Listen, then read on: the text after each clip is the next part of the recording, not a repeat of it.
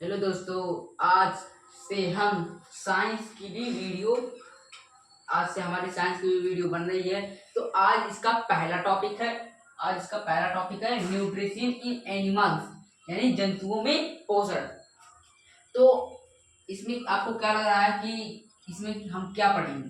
तो इसमें देखिए लग रहा है कि पोषण और जंतु जंतु होते हैं एनिमल्स, कोई भी हो सकते हैं, बंदर हो सकता है, गाय हो सकते हैं, कोई भी। पोषण, प्रोटीन, विटामिन। तो क्या है जंतुओं में देखिए कोई भी आ सकता है। पोषण में देखिए प्रोटीन और विटामिन, ये सब होते हैं न्यूट्रिशन यानी पोषण। तो क्या है कि यहाँ बता रहा है कि न्यूट्रिशन इसमें यानी जंतुओं में कैसा यानी किस प्रकार का पोषण होता है। जंतुओं में किस प्रकार का पोषण होता है, जंतुओं में पोषण कैसे होता है, इस सब की प्रक्रिया तथा जब जंतु पोषण करते हैं तो उनके अंगों के नाम, जिससे मतलब जो उनके पाचन होते हैं, तो पाचन अंगों के नाम मतलब जब भोजन ग्रहण करेंगे तो सबसे पहले किस में जाएगा, फिर किस में जाएगा, फिर आमाशय, ये सब, उसके बाद कहाँ से डाइजेस्ट होकर निकलता है, ये सभी इसमें इस वीडियो में बताया जाएगा। तो चलिए इस वीडियो को फटाफट से स्टार्ट करते हैं। और जो हमारे चैनल पे नए हैं वो कृपया इस चैनल को सब्सक्राइब करें, लाइक करें और कमेंट करें और इस वीडियो को ज़्यादा से ज़्यादा शेयर करें। तो चलिए आप स्टार्ट करते हैं। न्यूट्रिशन इन एनिमल, जंतुओं में पोषण। तो हमने अभी आपको थोड़ा बता दिया कि जंतुओं में पोषण, जंतुओं में कोई भी आ सकते हैं, बंदर, गाय, शेर, कोई भी। पोषण में विटामिन, कार्बोहाइड्रेट, मिनरल्स, वसा, फैट और साथ में फाइबर, विटामिन, प्रोटीन, फैट, ये सब होते हैं पोषण। तो इन सब में हमें सबसे पहले जानना है पोषण के बारे में। सबसे पहले हम न्यूट्रिशन यानी पोषण के बारे में जानेंगे। ये तो हमारे कुछ अलग से तथ्य थे, तो अब हम पोषण के बारे में जानेंगे कि पोषण क्या होता है। देखिए हमारे खाद्य पदार्थ में पाए जाने वाले विटामिन, मिनरल, प्रोटीन को ही क्या कहते हैं, पोषण कहते हैं। इतना तो आपको अभी क्लियर ही हो गया होगा, इसी में हमने आपको बता भी दिया था कि पोषण क्या होता है।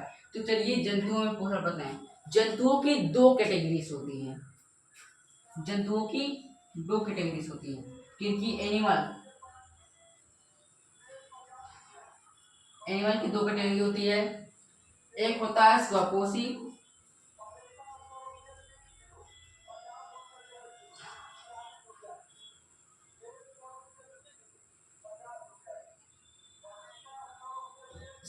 होता है, एक होता है परपोषी। एक होता है स्वपोषी, एक होता है परपोषी। तो अभी आप कहेंगे कि हमसे कि स्वपोषी क्या होता है और परपोषी क्या होता है। तो स्वपोषी और परपोषी, देखिए एनिमल की दो कैटेगरी होती हैं, स्वपोषी और परपोषी। तो स्वपोषी क्या होता है और परपोषी क्या होता है। देखिए यहाँ पर हम इसका अगर विच्छेद करते हैं तो इससे ही हमें पता चल जा रहा है। देखिए हम जो वर्ड हो तो उसके विच्छेद से हम बहुत सारा उसके बारे में जानकारी प्राप्त कर सकते हैं। तो इन दोनों का संधि विच्छेद करते हैं। तो देखिए पोषी मतलब होता है पोषण, पोषण, पोषी मतलब होता है पोषण। पर मतलब होता है दूसरा, स्व मतलब होता है स्वयं, पोषण, पोषी मतलब होता है पोषण, स्वयं पोषण, दूसरा पोषण। ठीक है, स्वयं पोषण और दूसरा पोषण मतलब, या फिर इसे बोल सकते हैं निर्भर पोषण भी बोल सकते हैं। पर मतलब निर्भर भी होता है, पर मतलब दूसरा निर्भर।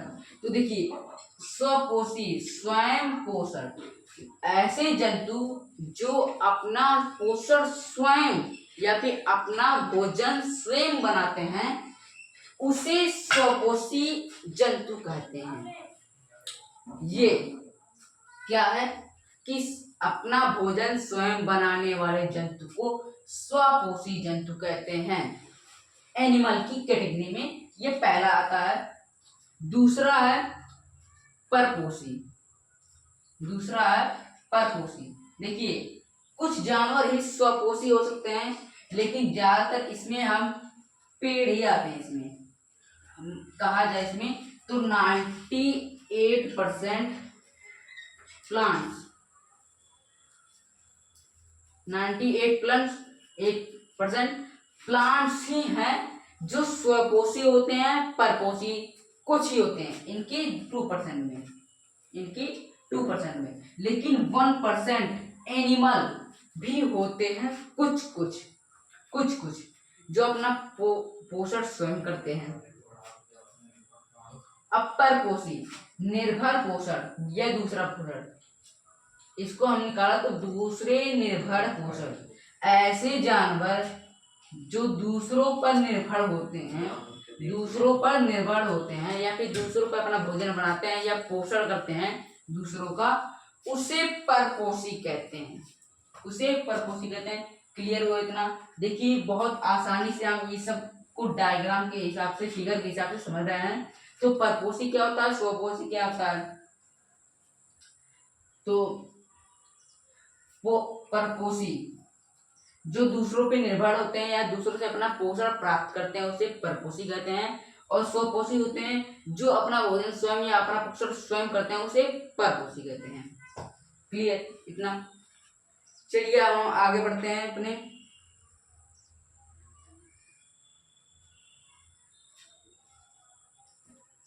अब इनकी भी कुछ कैटेगरी होती हैं। अब जो एनिमल्स हैं वो तो स्वपोषी, परपोषी, यानी मतलब कहा जा सकता है तो 99.95 जानवर परपोषी में होते हैं, स्वपोषी नहीं होते हैं। कुछ ही जानवर जो कि बहुत ही हो सके तो अब विलुप्त भी हो गए होंगे, ऐसे जानवर स्वपोषी होते हैं। अब इनकी खाने की बात पे आते हैं। इनकी भोजन तथा इनकी बनावट के आधार पे इनके अब एनिमल्स के बारे में जानते हैं। तो एनिमल्स 3 टाइप के होते हैं। इनकी खाने की बनावट पे पहला होता है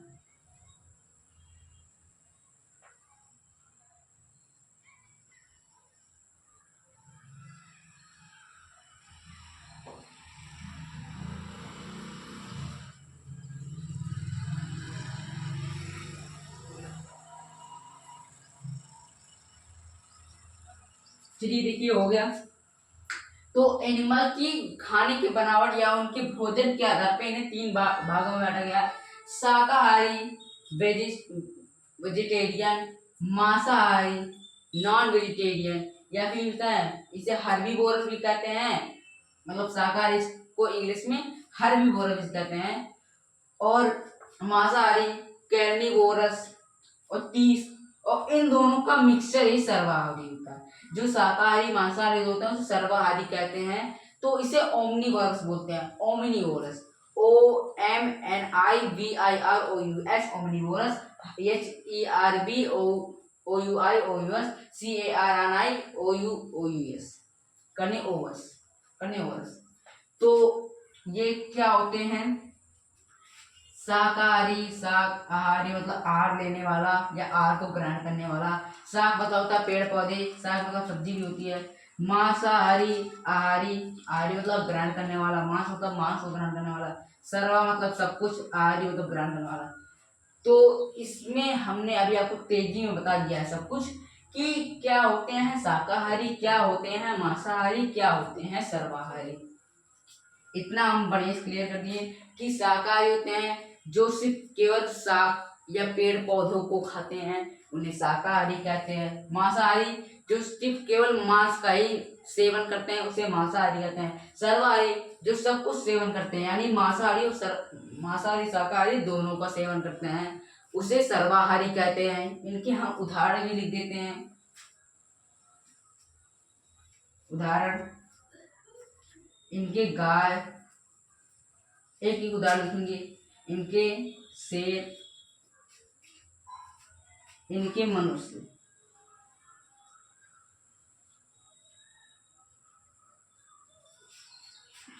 मनुष्य, शाकाहारी मांसाहारी सर्वाहारी। लेकिन देखिए कि गाय शाकाहारी होती, गाय कभी मांस नहीं खाती, आप देखे होंगे। मांसाहारी शेर कभी भी घास नहीं खाता है, वो हमेशा मांस ही खाता है।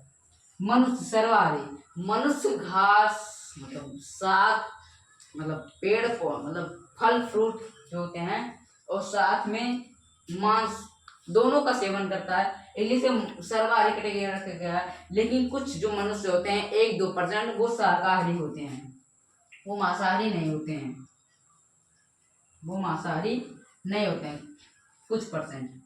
तो इतना हमें एकदम क्लियर हो गया कि जंतुओं में जब पोषण होता है तो इनके जो पोषण होगा वो किस प्रकार से होते हैं। तो देखिए इनके पोषण 3 प्रकार से होते हैं। एक शाकाहारी जो सिर्फ शाक पौधे खाते हैं, मांसाहारी जो सिर्फ मांस खाते हैं, सर्वाहारी मनुष्य।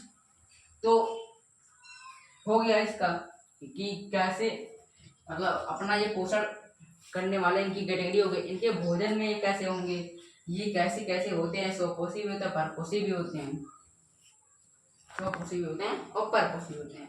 तो चलिए हम आपको अब इनकी पोषण की प्रक्रिया बताते हैं। तो इसके पहले हम आपको एक प्रक्रिया बताएंगे, मतलब इनकी पोषण की प्रक्रिया। तो अगर आपको इसे नोट करना, इस फिगर को बनाना है तो कृपया आप इसे नोट कर सकते हैं। और मैंने जो अपने मुख से बोला है इसको आप प्रीवियस करके या फिर मैं फिर से बोल देता हूँ, उसको आप अपने कॉपी में नोट कर लीजिएगा। तो चलिए हम स्वपोषी को पहले से बोल देते हैं। स्वपोषी ऐसे जंतु या पौधे जो अपना भोजन स्वयं बनाते हैं उन्हें स्वपोषी कहते हैं।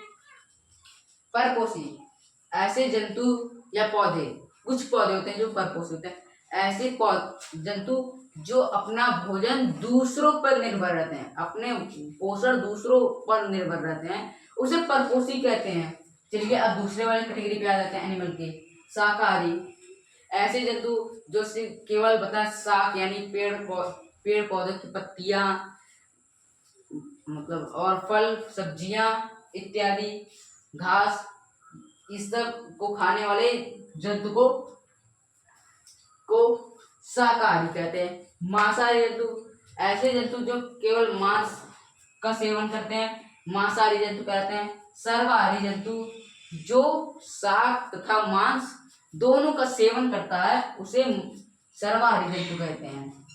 शाकाहारी जंतु को मैंने बताया है कि शाकाहारी को हर्बीवोरस कहते हैं, मांसाहारी को कार्निवोरस बोलते हैं, सर्वाहारी को ओमनिवोरस बोलते हैं। तो अगर आपको इसको लिखना है तो या फिर इसका स्क्रीनशॉट लेना है तो मैं साइड में बताता हूँ।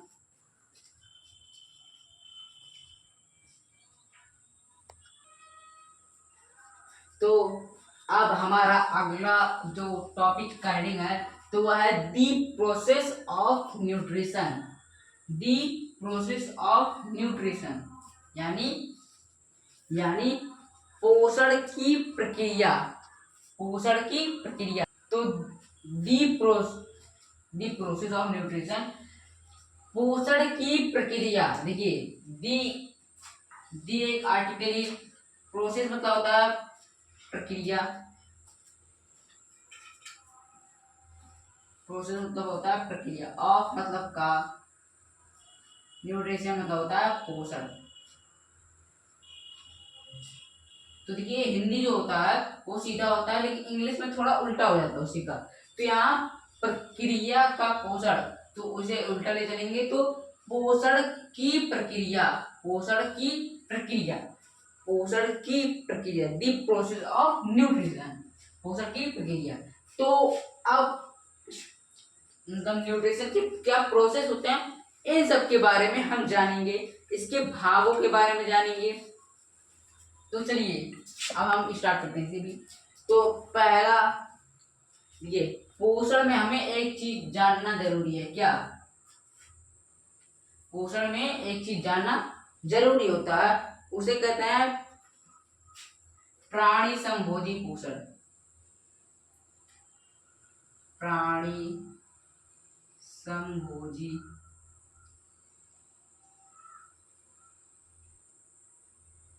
पोषण। प्राणी समभोजी पोषण। अब ये प्राणी समभोजी पोषण किसे कहते हैं, ये आपके मन में यही डाउट आ रहा है कि प्राणी समभोजी पोषण किसे कहते हैं।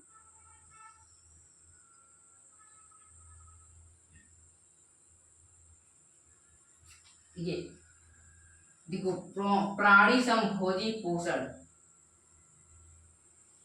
प्राणी समभोजी पोषण, तो ये एक डेफिनेशन है, मैं जो इसको लिखवा देता हूँ, उसके बाद इसको एक्सप्लेनेशन से आपको समझाता हूँ, एक्सप्लेनेशन से आपको समझाता हूँ। ज्यादातर ज्यादातर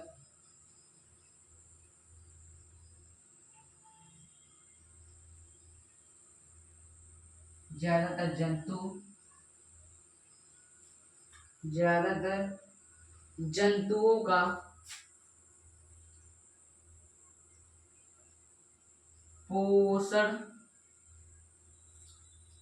का पोषण प्राप्त करने की क्रिया को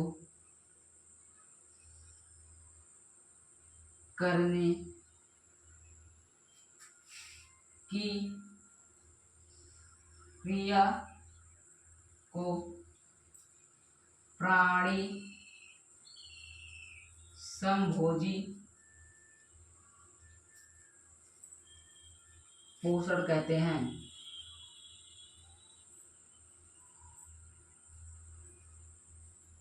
देखिए, बहुत आसान सा डेफिनेशन है। ज्यादातर जंतुओं का पोषण प्राप्त करने की क्रिया को ही प्राणी समभोजी पोषण कहते हैं।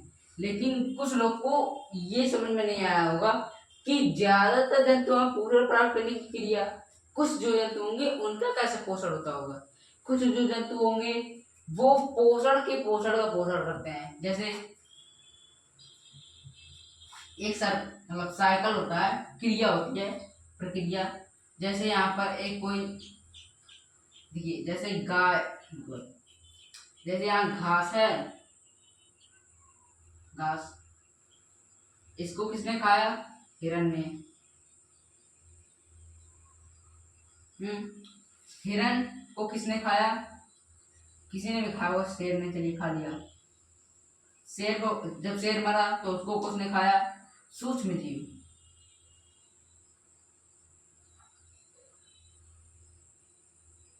ये कुछ जंतु सूक्ष्म जीव ही हैं, कुछ जंतु सूक्ष्म जीव। ये एक सर्कल है, मतलब साइकिल, CYCLE। ये साइकिल आपको समझना बहुत ही जरूरी है, ये साइकिल समझना आपको बहुत ही जरूरी है। घास को किसने खाया, हिरण ने। हिरण को किसने खाया, शेर ने। शेर को किसने खाया, मतलब किसने अपघटन किया शेर का, सूक्ष्म जीव ने। किसने किया, सूक्ष्म जीव ने। अब प्राणी समभोजी क्या है, जो कुछ जैसे जो जंतुओं का पोषण है उनकी जो क्रियाएं होती हैं, अभी वो एक क्रिया हम आपको बताए जाते हैं, इसके बहुत सारे पार्ट्स हैं, तो उस क्रिया को ही प्राणी समभोजी कहते हैं। जब वो आप पूरी क्रिया जान लेंगे तो आप जान लेंगे प्राणी समभोजी किसे कहते हैं, प्राणी समभोजी किसे कहते हैं। तो चलिए आपको मैं वो क्रिया बता देता हूँ, आपको मैं वो क्रिया बता देता हूँ।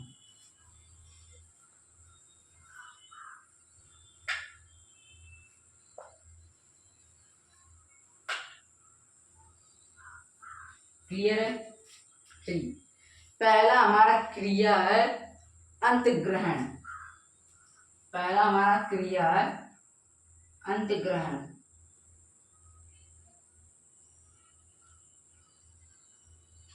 अंतग्रहण इसे क्या बोलते हैं, इसे बोलते हैं इंजेस्टन।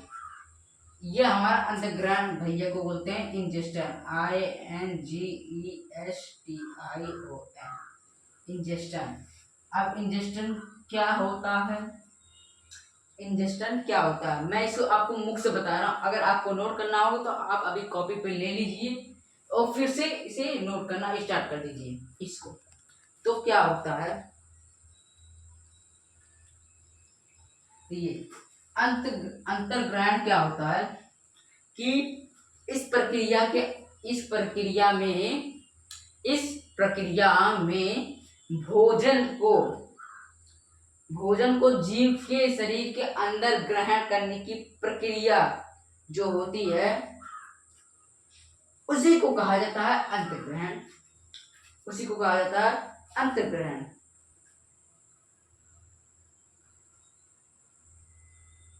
उसी को कहा जाता है अंतर्ग्रहण।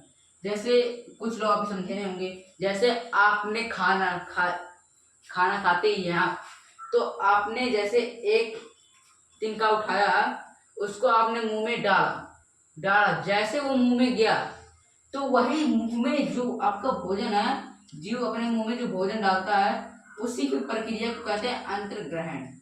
उसी को कहते हैं अंतर्ग्रहण। उस प्रोसेस को ही कहते हैं अंतर्ग्रहण। अंतर्ग्रहण। तो इतना क्लियर हुआ। अब दूसरा हमारा आता है,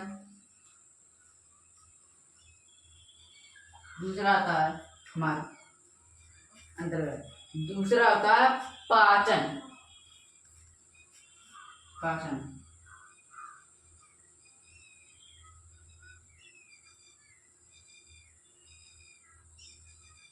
इसे कहते हैं डाइजेशन। पाचन को कहते हैं डाइजेशन। DIGESTION, digestion.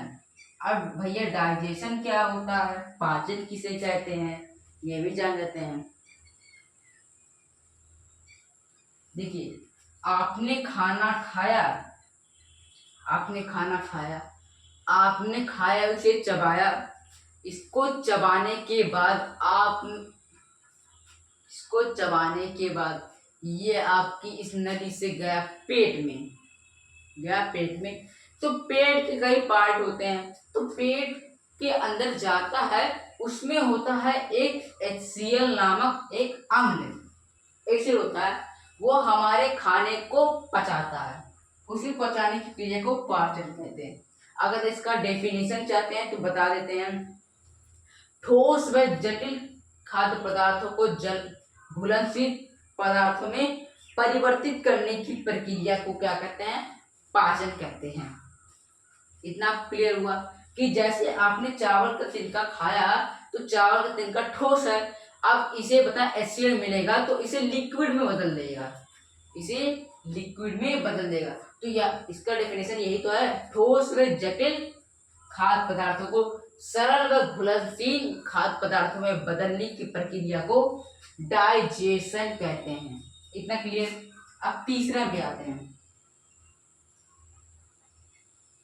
तीसरा हमारा है क्या, अवशोषण। तीसरा हमारा है अवशोषण।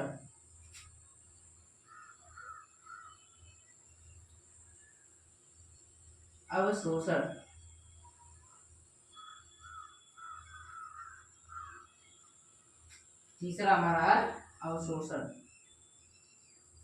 अब अवशोषण को इंग्लिश में कहते हैं एब्जॉर्बन। ABSORBTION, एब्जॉर्बन मतलब होता है अवशोषण, एब्जॉर्प्शन। यहाँ पर PTION रहेगा। एब्जॉर्प्शन मतलब होता है अवशोषण। अवशोषण क्या होता है, देखिए मैं आपको पहले बता देता हूँ कि जब ये सरल व घुलनशील खाद्य पदार्थ में बदला, तो इसके अंदर से जो न्यूट्रिशियंस रहेंगे, अब इसको हमारा शरीर ग्रहण करता है। इसको उसमें से पृथक यानी अलग करके हमारे शरीर में चला जाता है। तो इसी को कहते हैं अवशोषण। ये अवशोषण, इसका डेफिनेशन होगा या इसकी क्रिया बता देते हैं। इस प्रक्रिया के द्वारा पोषक तत्वों को अवशोषित कर लिया जाता है। किसके द्वारा, हमारे शरीर का एक भाग है जिसे कहते हैं इंटेस्टाइन यानी आंत। तो आंत उसे अवशोषण कर लेता है, किसे, हमारे न्यूट्रिशियंस को अवशोषण कर लेता है। तो इसी को कहते हैं अवशोषण। चलिए इसके आगे वाले पार्ट पे चलते हैं। चौथा है हमारा क्या?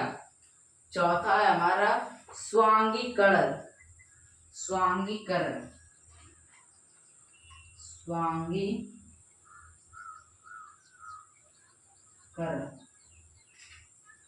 स्वांगीकरण। इसको इंग्लिश में क्या बोलते हैं?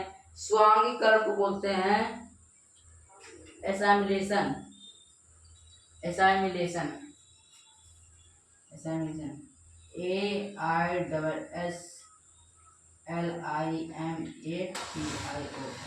एसाइमिलेशन मतलब होता है स्वांगीकरण।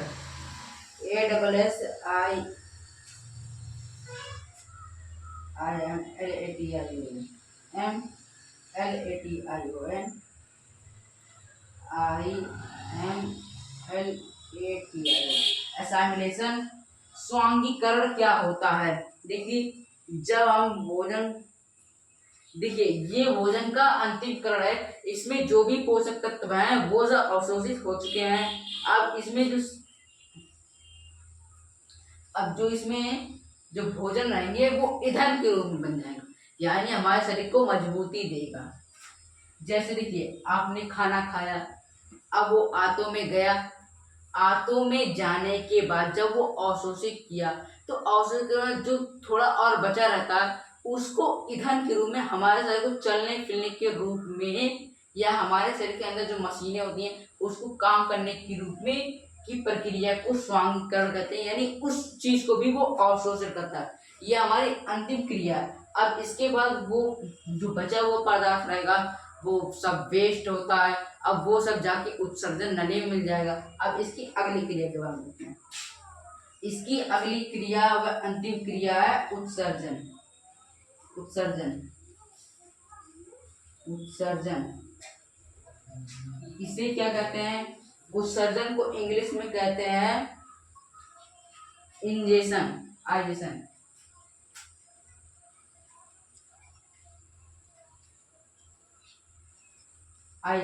उत्सर्जन, देखिए हमारे शरीर में देखिए बचता है कुछ तो कण बचे हैं। अब उस कण को बाहर निकलने की प्रक्रिया को क्या कहते हैं? उत्सर्जन कहते हैं। बाहर निकलने की प्रक्रिया को क्या कहते हैं? उत्सर्जन कहते हैं। तो दोस्तों हमने इस वीडियो में प्राणी संभोजी पोषण, जंतुओं के प्रकार और जंतुओं के टाइप्स कैसे होते हैं तथा बताया इसकी प्रक्रिया, प्रोसेस ऑफ न्यूट्रिशन के बारे में पढ़ गया है। एक डिटेल्स में सभी पॉइंटों को बताया गया है। तो अगर आपको ये वीडियो पसंद आती हो तो इस चैनल को कृपया से कृपया आप सब्सक्राइब जरूर करें, लाइक जरूर करें और उसको ज़्यादा से ज़्यादा शेयर करें। हम ये हमारा लेक्चर 1 है। ये हमारा लेक्चर 1 है। इसके बाद हम आपको इसी वीडियो के दूसरे पार्ट में आपको मनुष्यों में होने वाले पाचन क्रिया के बारे में बताएंगे और जंतुओं में होने वाले पाचन क्रिया के बारे में बताएंगे। तो ये हमारा लेक्चर 1 है और आपको ये हमारे चैनल पे उपलब्ध आज ही करा दिया जाएगा। तो आपको इस सब के बारे में डिटेल में पता चला या फिर आपको कोई डाउट है तो कमेंट सेक्शन में जरूर करें। अब हम आपको मिलते हैं अगली वीडियो में। अब तक के लिए धन्यवाद।